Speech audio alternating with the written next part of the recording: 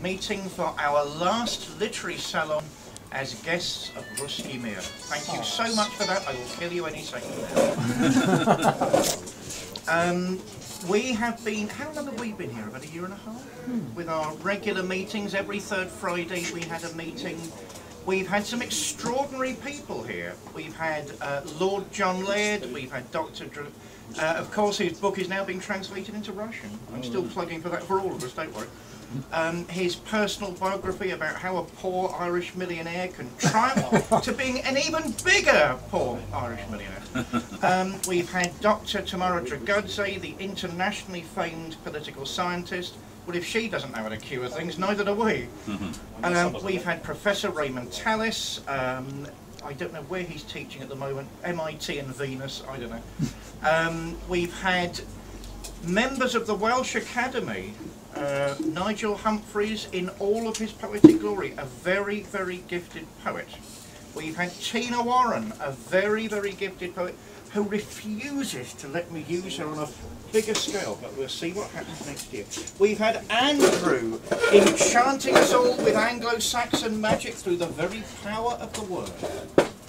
We've had an incredible run at Russkiy Mir. We are not going to lose all creative contact with this bookstore, but we must be reformed. This is the time of reformation, Martin Luther. We need to go to the next level. High art is still what we do, but we make it public and accessible, I hope.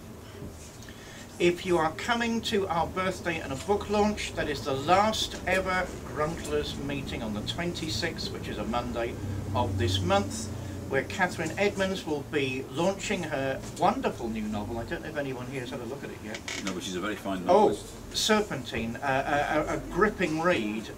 Strong characters, very good scenery. I mean, you know, your background, you have motive, very powerful novel. She's also a gifted painter, I believe.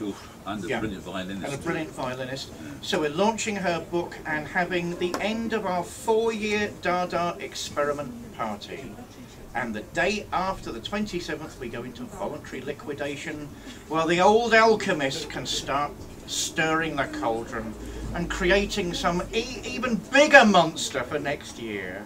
I don't know what it will be called yet. Watch this space. We are going this evening to have an occasion of moment. I beat anyone to follow that as a link. Nigel has already published 2 collections of poetry. They are incredibly insightful and lyrical modernism. When I first read The Hawk's Mule, which I reviewed, I was stunned at the primordial intensity of the work. There were no punches pulled, it didn't hide from the existential, but it was, in my view, we talked about it afterwards, there was a genuine search for the spiritual. What on earth does this all mean?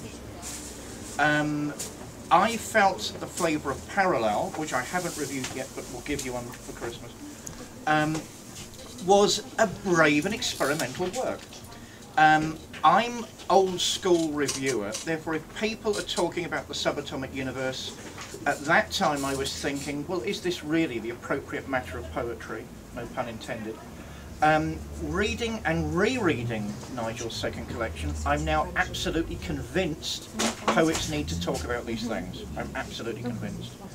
He is releasing his 3rd collection next year, which will be called Of Moment. I have not read a word of it yet.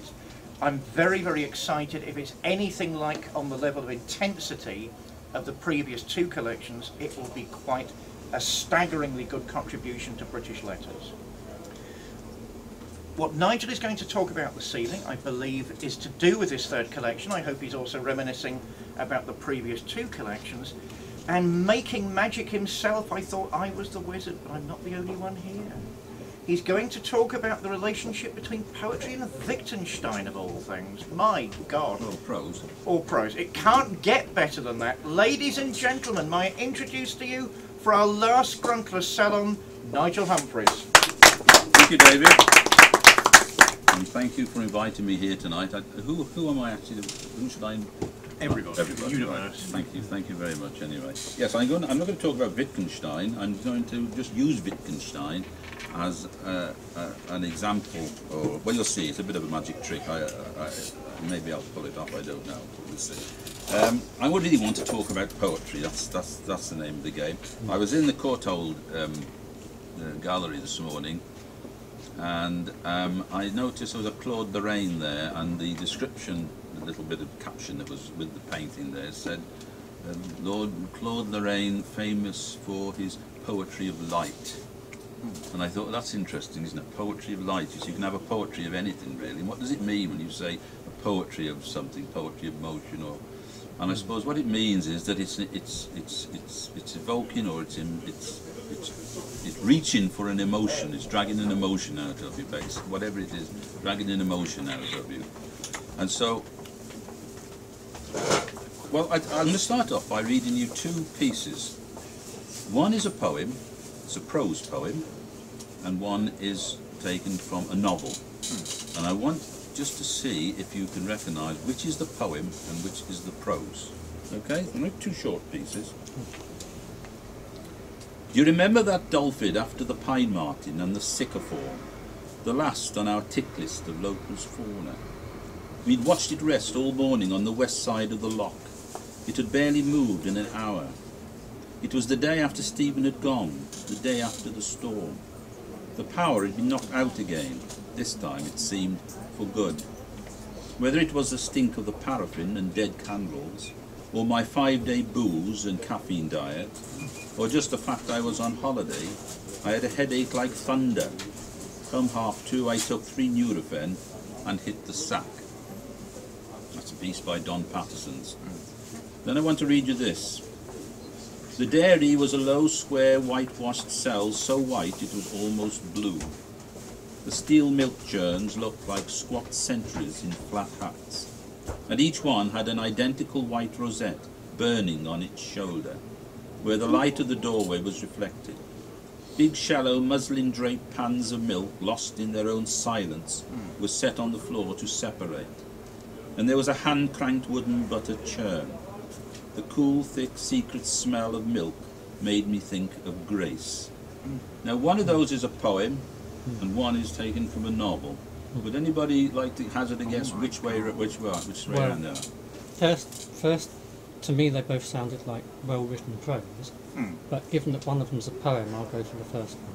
Right. Right, I'll second that. I'll go for the first one because of the imagery. I thought it had more rhythm to it. There was. Yeah. I thought there was more rhythm, but I think And the imagery more stuck sort out of for me. meter. Yeah. Right, you're absolutely Yes. right, Andrew. The first one is a poem called Colophon, and the second one is extracted from a novel by John Banville called The Sea, and it's what we would probably call purple prose because it's very similar. But you put your finger right on the nub of the thing. It's the rhythm. The rhythm is the essential difference between prose and poetry. And that's when we come to Wittgenstein. Now I thought to illustrate this, who's the most prosy writer I can think of? And I thought Wittgenstein. You get much more dense prose than Wittgenstein when he's talking about his logical positivism. Yeah. So what I thought then was, right, I'll abstract a piece of prose from Wittgenstein and see how, with just a little bit of tweaking, we could turn it into poetry by giving it a poetic rhythm. In other words, an iambic rhythm. So I'm going to read you first of all the piece as it is. This is pure Wittgenstein, and then I'll read you the same piece again, but tweaked. It seems that there are certain definite mental processes bound up with the working of language, processes through which alone language can function. I mean the processes understanding and meaning. The signs of our language seem dead without these mental processes, and it might seem that only the function of the signs is to induce such processes, and that these are the things we ought really to be interested in. Thus, if you are asked what is the relation between a name and the thing it names, you will be inclined to answer that the relation is a psychological one. So that is pure prose. Don't worry about what it actually means. It's just to listen to the rhythm of it. Now this is the same piece but doctored, so that it has now got a definite iambic rhythm. And then I'll tell you what I did to it. It seems there are certain definite mental routines bound up with the working of language, routines where alone language can function. I mean the routines of understanding and meaning. The signs of language seem dead without these mental routines, and it seems that only the function of signs will induce such routines. And these are the things we ought to be interested in. Thus, if you are asked, what is the relation twixt a name and the thing that it names, you will likely answer a psychological one. Now that is now got a definite iambic rhythm. And iambic is a meter, is what we call a meter, that's a foot, where the first syllable is unstressed and the second syllable is stressed. So you get a, in a sense, you get a dumpty dumpty dumpty dumpty dump. Not louder shrieks to pitying heaven are cast, when husbands or when lapdogs breathe their last. A little bit of poetry for you. And the main offender in that first bit of Wittgenstein, was one word, and that was the word processes. Now the word processes is what we call a trochee, because it's the opposite of an iamb, or an iambus, you can say either. Processes, the stress is on the first syllable, processes, and you've got two quiet syllables after that. If you substitute that word with an iamb, routines, meaning the same thing virtually, routines, stress is on the second syllable, routines, then it makes all the difference in the world. And the only thing I did to the very first line is to remove the word that. In the first line of Wittgenstein, it seems that there are certain definite mental processes, becomes, it seems there are certain definite mental routines. And immediately you've got the rhythm of poetry. And it's as simple as that. And that is the main difference between prose and poetry. It's the rhythm of the piece. I'm running a poetry course in the Arts Centre at the moment, and one of the pupils, for want of a better word, it's pretentious to call them pupils, but the people who are attending the course said to me that on a previous course the tutor was insistent that they wrote poetry where every line had between 10, 11 and 12 syllables. They counted syllables, you know. And I thought, yes, because, why? Because he's making them write iambic pentameters when they would be 10, 11 or 12 syllables. In other words, pentameter because it's got 5 of those feet, okay? And that leads me quite nicely into Russian poetry. That was a slick move. Yeah. Slick move. Because Russian poetry, early Russian poetry, concentrated a lot on syllable count, as you probably know. I was in a charity shop in Hereford last year and I picked up this anthology of 19th century Russian poetry, obviously in translation. I've got to read a little bit of this because I can't remember the names, but I was immediately in the company of unfamiliar names like, and forgive my pronunciation, Barotinsky, Yatsikov, Lermontov, Tayuchev, Nekrasov and Fett. Fett I can manage. Yeah. Now it strikes me that while Russia has produced many fine composers, painters, novelists, it's a bit short probably on poets of international reputation. Those names are completely unknown to us, I think, aren't they? Whereas we all know Tolstoy and Dostoevsky, of course, obviously. And the foreword to the anthology says that most early Russian poets belonged to a class of impoverished gentry, joiner hussars, or some such thing, were inspired by Byron and failed to live off their verse. Well, there's no change there as far as the last characteristic is concerned, anyway. He went on to say that most were romantics, dazzled by the metaphysical ideals and the impossibility of ever resolving them. Now, the 18th century Russian poet, Tredyakhovsky, was one of the first innovators of Russian poetry. Before this time, Russian poets basically, as I say, produced the rhyming lines with equal numbers of syllables. There was little emphasis on metre. Tredyakhovsky retained the syllable count, but he introduced the metre element based on the trochee. Trochee as in processes. Now, English poets have only ever briefly flirted with syllable count. I can't think of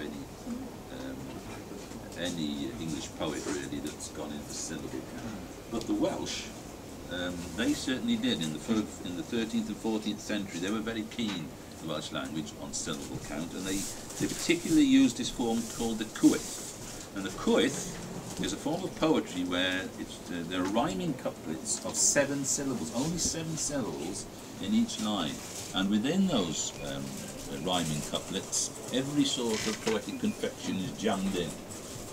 Alliteration, assonant rhyme, internal rhyme. The English language just can't cope with that, just cannot do it, it's too expansive. The Welsh language does, and also the Welsh language would use perfect rhymes, and it can gets away with it quite nicely. At the moment, I'm writing a very long poem about Daphnis and Chloe, and I'm writing it as a cwyth, and it's going to be about 150 pages long. I came across, I mean, I know the music, the Ravel music, Daphnis and Chloe, but I've often thought, well, what's the story of Daphnis and Chloe? We know other myth stories, but I've no idea what Daphnis and Chloe ever got up to, who they were, whatever. And again, browsing through a charity shop, I came across a book, Daphnis and Chloe, so I thought, oh, well, we'll find out what they actually got up to on the island of Lesbos. And when I got it home, I was surprised to find it was actually a translation. This Daphnis and Chloe is actually a translation by a man called George Thornley, translated in 1647, something like that. It was in the age of Cromwell. When Cromwell was tearing the country apart, and it was written in the 17th century language, and I don't know, I just thought this would make a very nice cwyth poem, you know, and so that's what I'm doing at the moment, and I want to give you an idea of how the cwyth works. Now, I've got 2 examples in the new selection of the moment, and one I'm going to read now, is called The Pagan Mystic, and I've actually dedicated this to you in the new collection, David. So I just want to read this to you now. Fallen tree, a laird and fief here, but time, suzerain to both, inclines to detach its due. On each occasion I return to this runic woodland dell, where nothing varies and boughs bear rare existential berries. Here time has no lead, since in its being nothing changes. And because no thing changes, time cannot exist. The bell and its hour have no rationale. In its mortar the leaves refuse to sear, but furl like curly pools around a woodcarver's bench, unswept in his haste to end another day, leaving a trail of sweat on chiselled saints. Now time is unsegmented. Each leaf in its own moment is an imperative to exist in the throe of the forest. But can we trust these veins of lucid leaves to thrum again? The mystic pagan in the dell, he cannot say, will never tell. Now those are rhyming couplets, but they might not appear to be rhyming couplets because they're very loose rhymes, and we get away with it. You know? So a dell and tell at the very end of it will obviously what we call clunky heavy rhymes, but exist in forest isn't really a rhyme, but so it flows better. I'll give you just one other instance. This is there are 3 Sisyphus poems in the new collection, and this is Sisyphus. We're talking about Sisyphus in the National Gallery today, and this is the second. Would do that. Within the sun's democracy, the slow rolling of one day, until its late peccadillo hours root him in a meteor shower.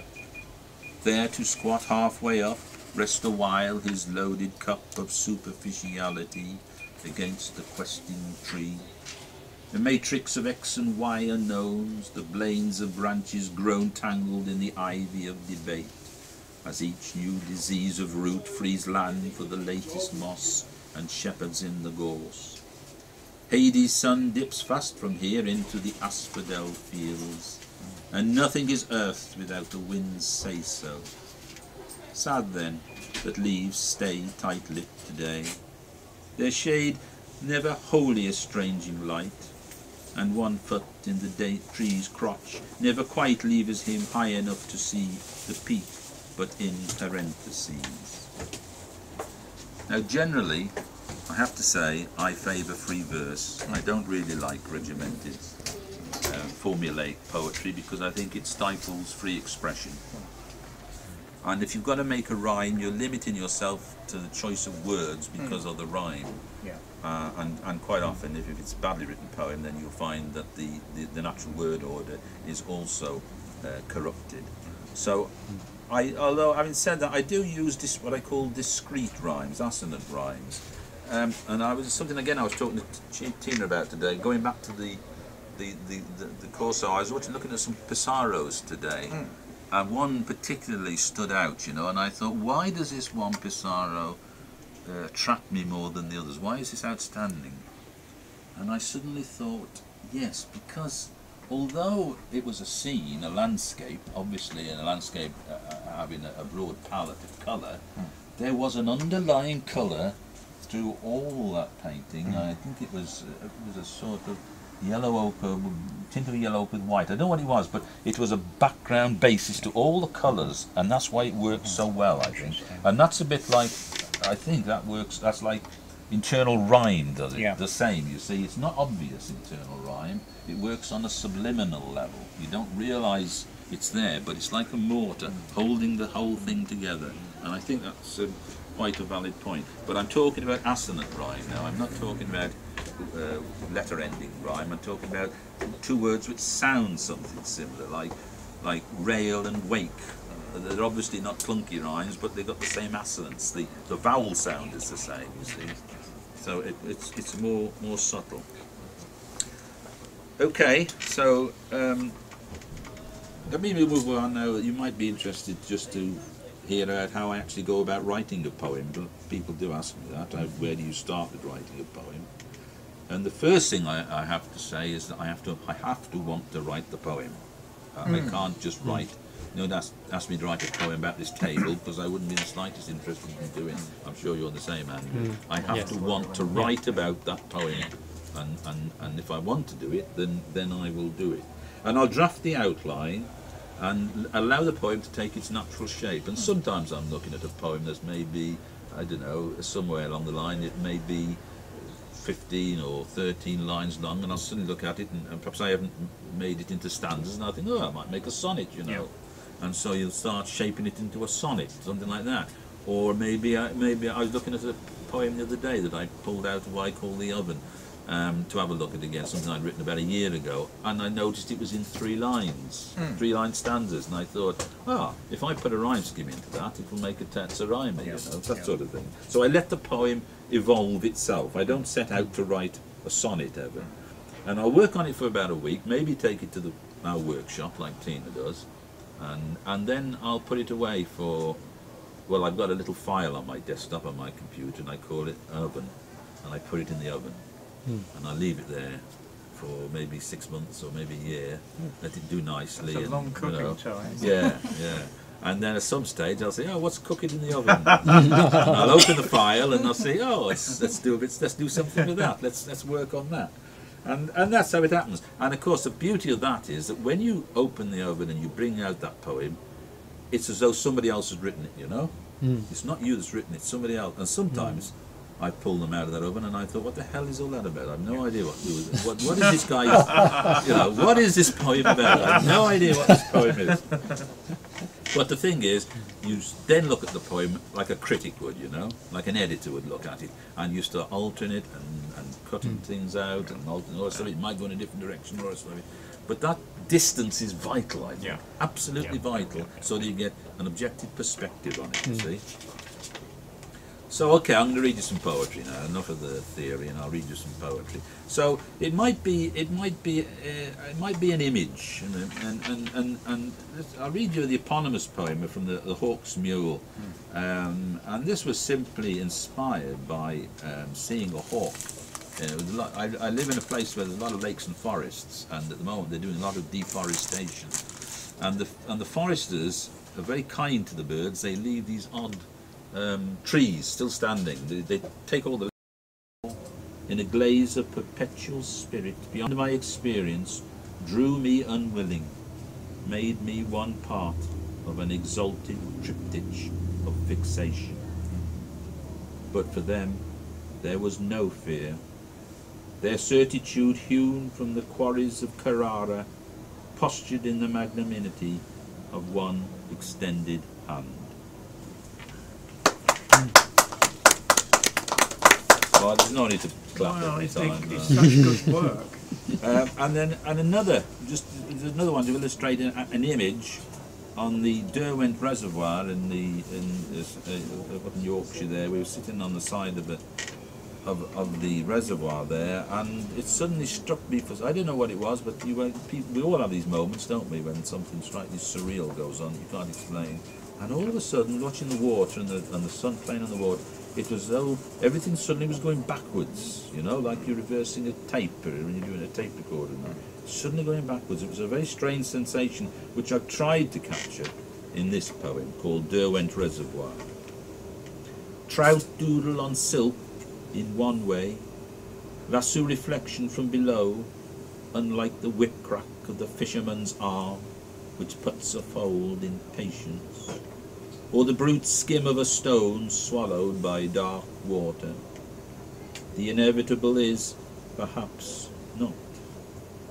From my displacement off the fringe of the lake, my mind wanders from its universe, draws a bead on the bright corrugations which rib the water's middle distance, petrifies them with absent concentration, conjures an illusion of contraflow, as when looking out from a stationary carriage, one appears to move backwards when the train on the next line begins its journey. Seconds, diverted from eternity, slip into reverse, and existence redesigns itself. Concentric circles lure the fish to rise. The angler's catch wriggles in his bait tin, and a stone rises from deep water, triple jumping into my piece. And then a piece of music might inspire me. And I'm thinking in this particular case of the Tchaikovsky's, and it ought to be a Russian, Tchaikovsky's Sixth Symphony, the Pathétique, and which gave rise to this poem, La Symphonie Pathétique. Matter is such an old curmudgeon, yet its protons swallowed hard in the festival hall tonight. The fourth movement made a slow death of it, bringing sap from Granadella.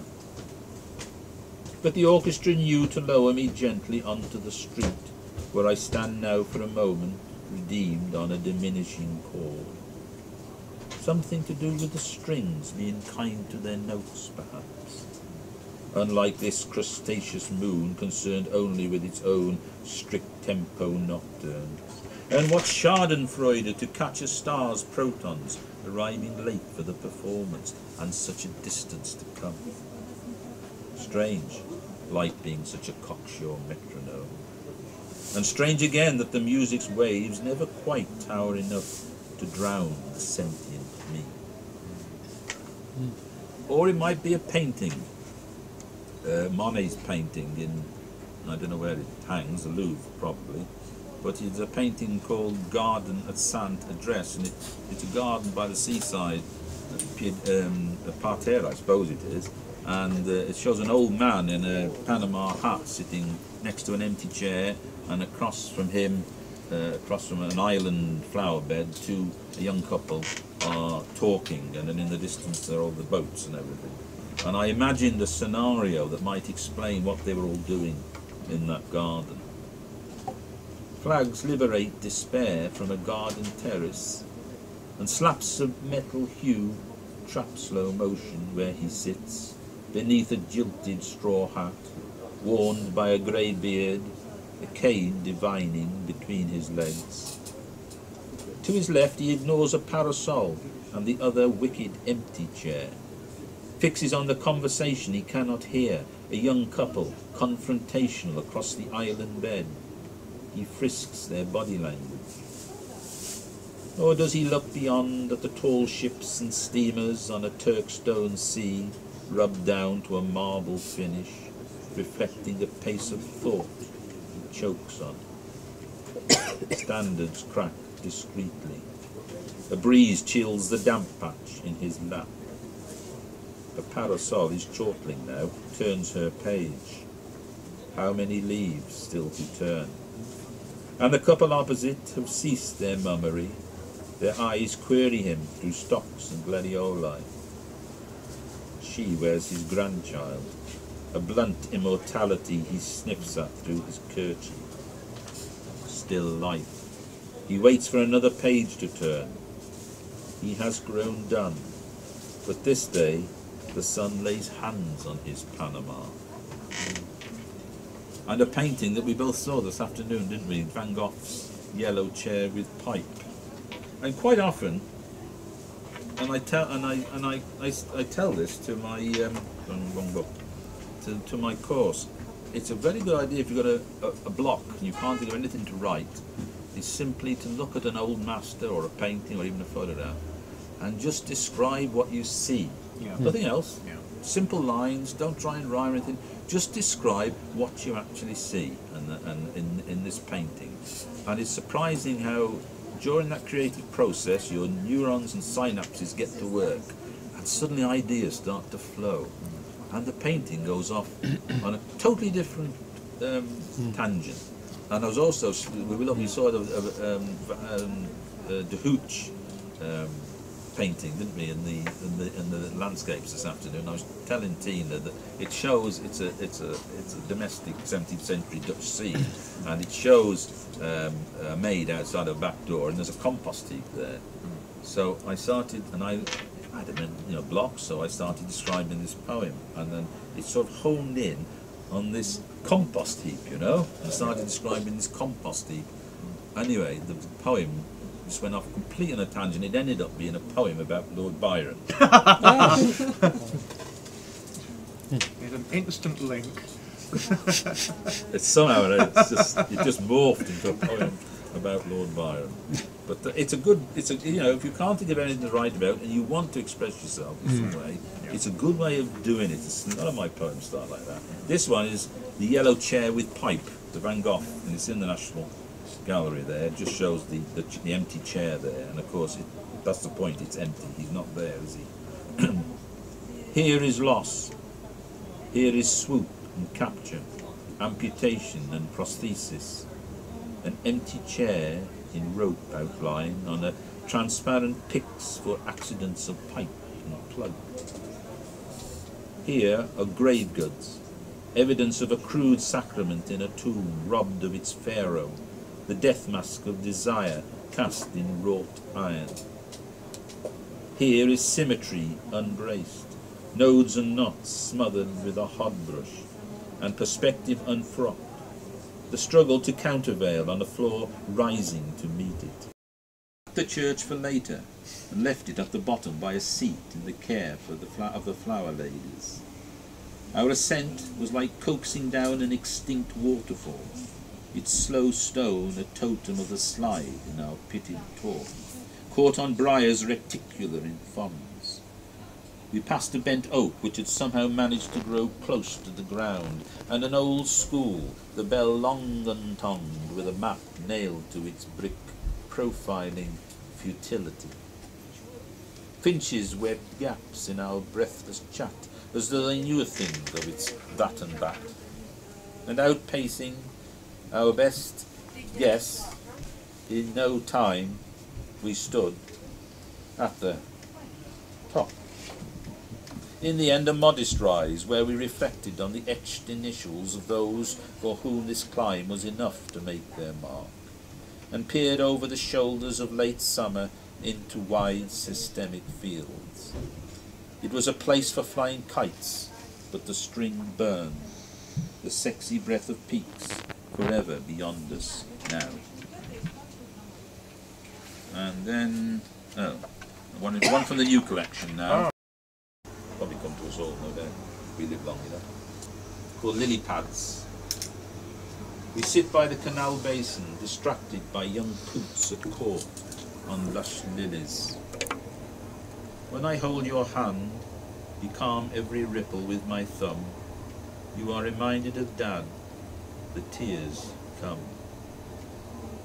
When my infant son sobbed, I would hook his mind on a seed head or tumbling clown-shaped cloud. Any golden apple would do. Instantly his eyes dried wide. Mercifully, yours do too. And then there are the ideas poems. Somewhat I call an ideas poem.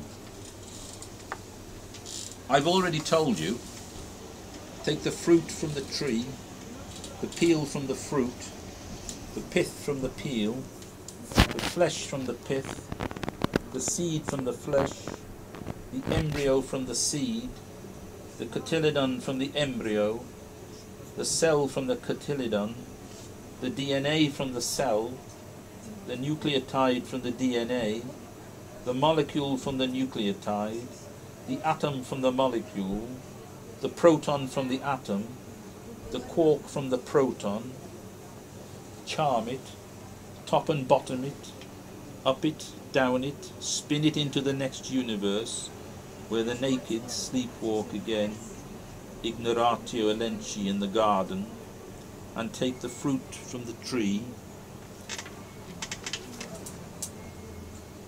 and beachcomber. Spore, quote, the opposite of one profound truth may very well be another profound truth. Bearing the cross of presence, I've never been in an empty church, mosque, or synagogue. Could I not as glibly say that I've never seen myself asleep? Sanctuary wraps like a cave when you are outside looking for an inn, the hysterical stomaching of stone. And when you are inside, more like wave function, the improbable distribution of careless infinities. My aim is to glance up the prostrate tombs, arabesque finials, slight deities in womb chambers, and report back on waveforms corrupted by my occupancy, so that all I can think to bring to their hookah stalls now is sanctimonious self-determinacy. And that's all I've got to say on this. Thank you very much. Very much. Thank you. Before we go into our break, it's our custom to have a brief break where we can chat and relax and maybe avail ourselves of the wonderful foodstuffs and coffee. Nigel did remind me, since we're speaking of mothers, that I spent the last 10 years trying to convince my mother that there is life before death. I'm not sure I've succeeded, but there we are. Coffee break, we'll chat again, and we can have Q&A in about 10 minutes' time. Yeah, so I'm an Anglo-Welsh poet, poetina. It doesn't say much, at all. I'm not sure if I misheard earlier, but you were talking about syllable count, Yeah. and that English poets tend not to use that. The Lady of Shalott, very strong syllable count. Yeah. No, I said the English poets flirted with it. Flirted with it, Yeah, okay. yeah. They're not very great evidence of, but is that you talking about Mallory then, or Tennyson? Tennyson, yeah, okay. And that's a strict syllable count, is it? Yes. I didn't know that. Yeah. Oh, right, that's interesting. It was, as a teenager, it was my favourite poem. And, so each couplet is yes, particular. it goes on either. I can't do the fingers on the mouth at the same time. On either side the river lie, long fields of barley and of rye, that clove the wold and meet the sky, and through the field a road runs by, So they're to iambic many pentameters towered Camelot. Tetrameters. Oh, Yeah. tetrameters, are they? Tetrameters. Right, okay. Yeah, right. And So there wouldn't be two unstressed syllables anyway. Then he was very adamant that he kept exactly to the 8. I think in the syllables, second verse, the last line loses a word, unless I'm misremembering Oh, it. right, okay. But was he deliberately restricting himself to the syllable count, or just getting perfect heptameters? I think it was perfect tetrameters. Tetrameters, Yeah. Oh, okay. Sorry, on the same note, I might be a bit ignorant about it, but Shakespeare, he's also used... Pentameters. Yeah, but then Pentameters, also maybe. it was a structure, and I was... Yes, but you see, yes, but he doesn't got. They don't. This is the thing. Shakespeare is not going out to write a line with so many syllables in it, right? He's going out. He would write a pentameter, so it could be 10, it could be 11, it could be 12, depending on the words he uses. Because an iambus right, is a unstressed syllable followed by a stressed syllable, but it could be two unstressed syllables followed by a stressed syllable, you see. So that's when you get an uneven count. You're allowed to syllables. break the rules. So they don't go out to they don't go out to say I can't use that because that means I've got 11 syllables in that line rather than 10. They wouldn't do that, you know. But it's a rhythm, you know. It's the rhythm, and you say that's tetrameters with Tennyson, the Lady of Shalott. but with Shakespeare mainly. Well, not in the sonnets you're thinking of, are you? No, Shakespeare no, sonnets. also in his plays. Yeah. I know when you do, like, I come from a theatre background, so when you want to perform Shakespeare, one of the ways to learn his lines is to do it param param param param param param. Tomorrow and tomorrow he's on this petty pace from day to day, till the last syllables are recorded time. And all our yesterdays have served to light the way of fools. Is that iambic pentameter then? I'd have to think about that. Yeah, I'm very bad on it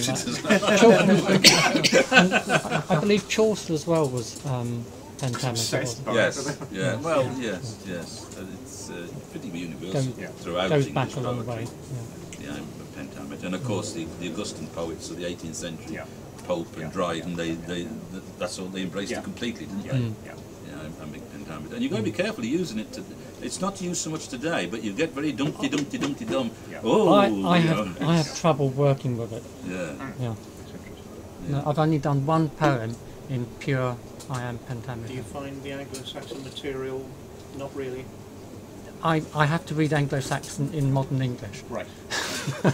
And raised some interesting thoughts there. And I go more for rhythm than iamb or But you crochet. see, the natural cadences of spoken language, speech in English, is in iambics.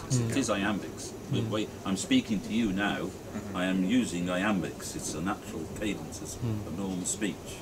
Can you hear it when I say it to you? Well, the way you speak now, I hear it. Yeah. The way Bounces. usually, I don't hear In Hebrew, it's the other way round. the emphasis in the last word. It's either the last syllable or the syllable beforehand, but usually it's the last one. The last syllable. Yeah, a bit like Cantonese. Yeah. So it's up. Yeah, but the last syllable, that is an iambic. The last syllable is a strong syllable. That's an iamb. Okay. Yeah. So the trochee is the other way around. When it's the first syllable that's stressed. There isn't. It sounds different though. Yes. It doesn't sound like iamb or crochet. Then it's. There's hardly words. You see, different. I'm thinking of Scandinavian languages. They don't speak in iambics, if you think about it, do they? No. Scandinavian languages, I'm not quite sure what they do speak, what it is, but it's not iambics, the way they speak. It's more English, isn't it? You continental languages don't really lend them to French in particular doesn't lend itself at all to particularly the Nordic languages. They really resist it. Since I'm mother bashing this evening, my mother's great poem, after Tennyson, The Lady of Shalott, she had a face like a carrot. I begged her to recite no more. There we go. The MTV generation have a question, I believe.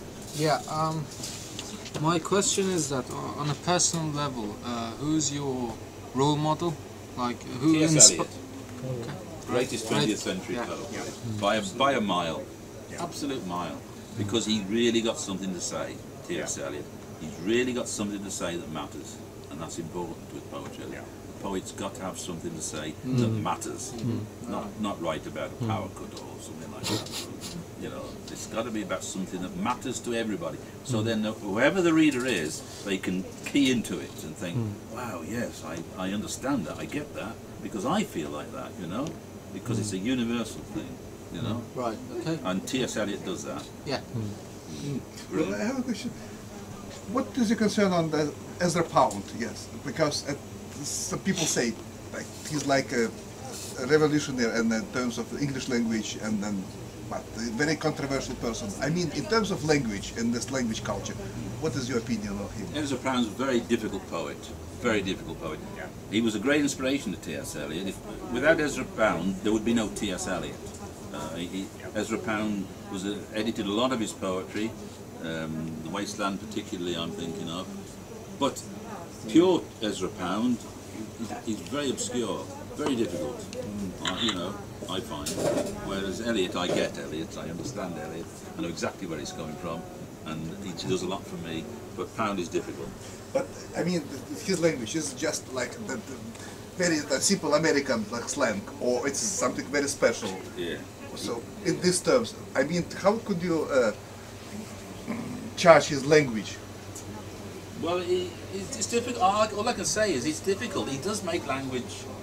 He does make not language. Queen's English, no? Pardon? It's not Queen English. No. No. Well, it is. Yes, it is Queen's English. Yeah. But I don't know. It's difficult.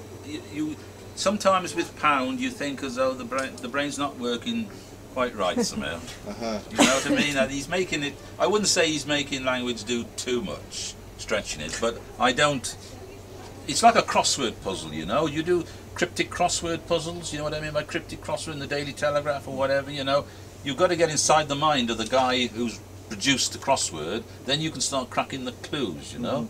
And usually with a crossword, it's a different person every day. So, say Monday, crossword might be easy, Thursday might be difficult because it's somebody else has come along and done it, you know. And it's a bit like that with Pound. You've got to get inside his mind. He's not the only one, mind you. Jeffrey Hill's just as obscure, who's writing now as the professor of poetry at Oxford University, Jeffrey Hill. Very difficult poet, very difficult poet. And you've got to ask the question, because you've got to communicate with poetry. There's no point in writing poetry that doesn't communicate. That's pointless.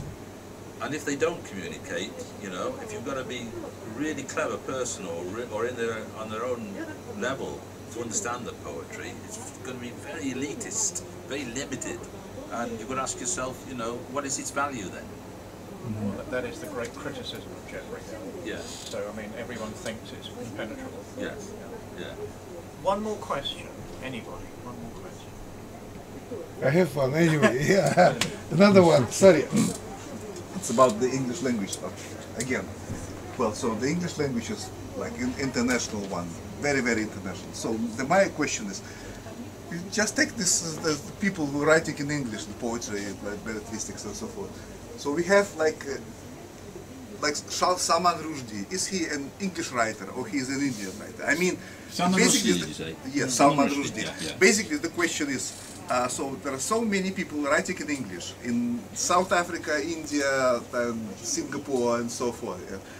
So, I mean, the point of view of Britons, do they accept all this English-speaking literature as a part of English literature? Or the language has nothing to do with that, it's not about language at all, it's about like mentality. So how could you cope with this question? It doesn't matter who you are, what your nationality is. If you're writing in English, it's an English work. It's a creative. It's a poem. It's an essay. It's a thesis. It's a novel. It's in English. So it doesn't matter who you are. You're writing in English, aren't you? But let's say the New Guinea, the Pidgin English, is it a part of English literature, or is it a sort of slang? Well, or it's if it's independent good, culture? if it's good, if it's done well, if it's good Pidgin English, good Demotic English, that's okay. But who decides whether it's good or not? You know? Yes, the question. Who yeah. decides? The You've got to question. decide yourself. You've got to read it and think, ah, I like that. That's good. I like that. I mean, everything what is written in English, it's like, you understand, it's the part of English literature, I mean, English language literature, of course. Yeah. Like, if we take, let's say, Spanish writers and the South American writers, so they have nothing to do one to each other, but it's still written in Spanish, and it's really the part of the Spanish literature. So, very, very questionable, but still, so it's about English. So English is very, very, very, let's say, international. But Yeah. so, You seem to be interested in language from a cultural point of view, is that it? I mean, just basically language. Do you appreciate language which is elaborated and developed not in these British Islands, but somewhere else? Yes. Let's say in South Africa. Of course. It might be very, very something special. Yeah. Let's say, I'm very aware of a German situation. We have like Germany, Switzerland, and Austria, at least three. Actually, more. dialects of German language. But still, the Austrians, they fight to get their own cultural independence. So we are not Germans, we are Austrians. So, but what's the difference here? Nobody knows. But we have a difference. But guys, that's your problem. Basically, we are Germans. Switzerland, same story. You know. It's a difference between Leeds and you know, and Brighton or something. They're different.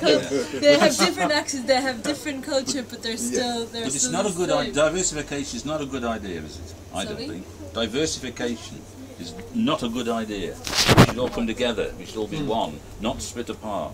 Well, if you want, from cultural point of view, that's an It's interesting interesting. It's discussion. interesting, Because but is it valuable? That's the thing. Valuable? Well, I would say, what do you want to get out of it? Because if you want to bring out something distinct, something something that stands out of. Yes, iconic. these exactly. These distinctions are important, and saying no, actually, personally, I'm Israeli and I'm writing in English. All my background, all my culture will come the way I speak English, the phrasing, and sometimes my friends are laughing at me because I'm translating phrases from Hebrew and it sounds funny in English, but for me it sounds perfect. But you're also a human being, and I'm a human being. Of course. You and I are human beings. But that's good enough, isn't it? Yeah, but that's why I said depends what you want to bring out of. Yeah, So human if you being want is to not reach- about the culture. It's about If you want to bring out Maybe I don't like culture. Just one culture would be good. No, if you want to bring out actually the community that But it is everybody's the interesting. same, then why bother saying I'm Israeli, he's Russian, this is Latvian? We have to, because we speak different languages, so don't we? We have to say it because we speak different languages. If we didn't, if there was no such thing as if there's just one language, and there ever only was one language, we wouldn't need to do that, would we? Because we would all speak the same language. Yeah, but then you still in it. Even if I was a native English speaker, I would speak with you. We'll still need to distinct from one another. Oh yes. Say me, I'm not you, and you're not me. Yes, but not in languages though, because we speak the same language. Don't we? I was in a restaurant yesterday, and I think there were Malaysians who were next to me, and I was talking to a guy from Dominican Republic, I think it was, and he basically said, I overheard the conversation. He basically said, if you speak English, you can go anywhere in the world. And I thought, that's right. That's right. Easier in some countries than others. Well, It's not true if you go to Italy or Spain. Yeah, you go to a Polish village. No. but that was his experience. You see, he was from Malaya. The other guy was from the Dominican Republic. They were speaking in English, the two of them. It wasn't their first language for either of them, but they were speaking and that was their experience. So wherever they were travelling, they were obviously travellers. They were travelling around, you know. And he basically, and that was their experience. That as long as you can speak English, you can virtually go anywhere. I know, I agree. You try speaking English to a French person, for God's sake. You won't get very far speaking English to a French person. I shall break the rule because Tina's been too quiet. Oh God. Would you like to make the concluding gruntless comment, Tina? Is that it? Is that... I can ask Nigel anytime, can't I? That's cheating. Well, in that case, ladies and gentlemen, can we thank our master I've enjoyed poet it. one more time? I've enjoyed it. Thank you, I've enjoyed it. Thank you very much. You're very kind. You're very kind. Thank you very much. At the risk of this being on camera, there are no further meetings of gruntlers at Russkiy Mir. However, next March there may be something. This had better not be on because I'll kill anybody who puts it on. There may be gruntlers cultural tourism meeting for the first time in Russkiy Mir next March. So that might happen. I don't know yet. Okay. That's it. Thank you for attending. Thank you for supporting us, and hope to see you all in some form or other very soon. Very good. Thank you. What are these sweets like then?